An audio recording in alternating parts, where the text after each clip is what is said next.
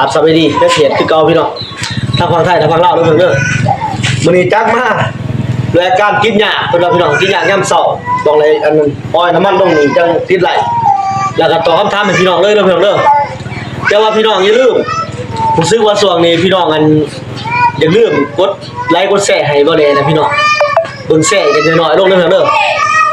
ให้กำลังใจบ่ได้เด้อพี่น้องเอ้ยจังสิมีกำลังใจเฮ็ดคลิปให้แล้วก็แบ่งบทเรียนให้พี่น้องนี่คัดมาโดยอาการกินหญ้ายามเช้าเด้อพี่น้องเด้อมื้อนี้สิมาฝึกนักเรียนมากวดอาการว่ารถติดหญ้านี่สิกวดตัวใดก่อนนี่นักเรียนลองเบิ่งตัวอย่างว่ารถติดหญ้านี่ มาตอนทำอิฐนี่คืออันที่4ว่าได้สอนให้มันกวดตัวใดก่อนเนาะกวดให้ตัวใดก่อนกวดมุนบ่ได้มุนเบิ่งหยังเฮ็ดหยังมุนเบิ่ง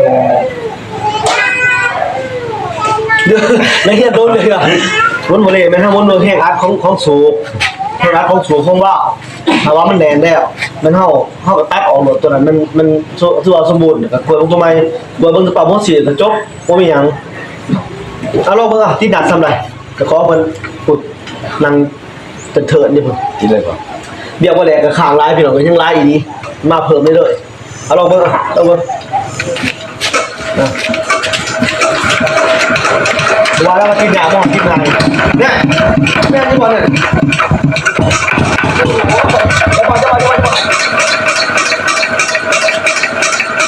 เดี๋ยวพี่น้องเด้อมีอาการโดนทลายฟังแล้วลืมข้าวไปกินยาให้ยังครับ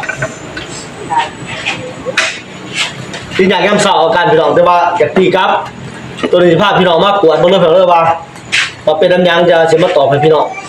หลายทานกับท้ามานี่เป็นอย่างก่อนไม่เชื่อเข้าใจอยู่วันนี้อาการตัวนี้เพิ่นว่าจักนี่มันเพิ่นเคยแปลงมาแล้วพี่น้องเคยแปลงมาแล้วนี่เพิ่นได้ถอดเอาคอเวียงออกมาแล้วก็ตั้งมากันยังไม่แต่บ่ได้นี่อาการนี่มันจะกวดเบิ่งบ่ผิวบ่ผิวหรือว่าผิวเด้อพี่น้องเด้อนี่วิธีกวดบ่ผิวนี่อย่าลืมให้กำลังใจบ่ได้แชร์ได้พี่น้องเด้อซึ่งว่าพี่น้องอย่าลืมแช่ส่วนนี้บ่แลกระเทาะเด้พี่น้องคือบ่แช่มาลงใบแท้ว่านี่วิธีกวดว่าผิวหรือบ่ผิวพี่น้องแค่อัดของสูบหรือว่าของว่าวของสูบนี่เพิ่นบอกว่าพี่น้องทำอะไรบางทีอยากว่าให้กวดบ่แน่ว่าให้หมุนบ่เลยแล้วก็ยังหูฟังพี่น้องเนี่ยนี่สิจี๊ดแบบแต่ว่ารัดเบิ่งแล้วเด้อเวลาให้อัดมันดันนี่เวลามันถึงตอนรัดนี่เบิ่งนี่มีเสียงจี้ตัวนี้แล้วมันผิวพี่น้องว่าผิวแต่ว่านี่บ่ได้สันนิษฐานว่านี่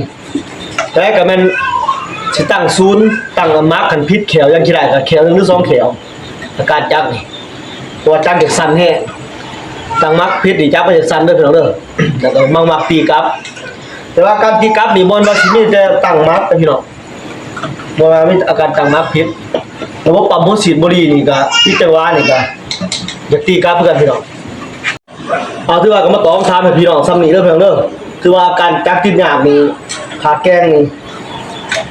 จะเบาคือว่าอะไรคือทำนี่เสียงหัวฉีดดังแก๊กๆนี่พี่น้องนี่หัวฉีดปั๊มนี่ตัดออกแล้วบ่แม่นเด้อพี่น้องเด้อต้องติดหยาบยามเช้านี่เป็นอาการว่าวผิว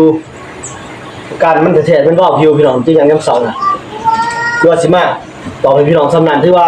เวลาว่าแลคอมเมนต์อยู่ในอันนั้นอยู่ในอัน